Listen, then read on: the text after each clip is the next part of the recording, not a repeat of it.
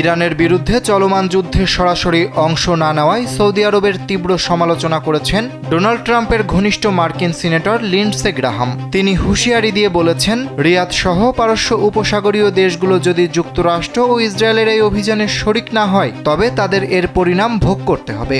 সোমবার সামাজিক যোগাযোগ মাধ্যম এক্সে এক পোস্টে লিন্ডসে গ্রাহাম দাবি করেন, এই অঞ্চলে সন্ত্রাস ছড়ানো এবং 7 জন মার্কিন সেনাকে হত্যাকারী বর্বর ইরানি সরকারকে নির্মূল করার লড়াইয়ে সৌদি আরব তাদের শক্তিশালী সামরিক বাহিনীকে ব্যবহার করতে অস্বীকৃতি জানিয়েছে।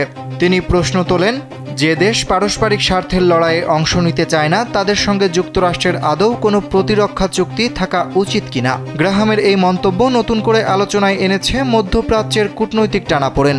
কারণ এর আগেই সংবাদ মাধ্যম মিডল ইস্ট আই এক প্রতিবেদনে জানায়, সৌদি আরব তাদের সামরিক ঘাঁটি ব্যবহার করে যুক্তরাষ্ট্রকে ইরানে হামলার অনুমতি দেয়নি।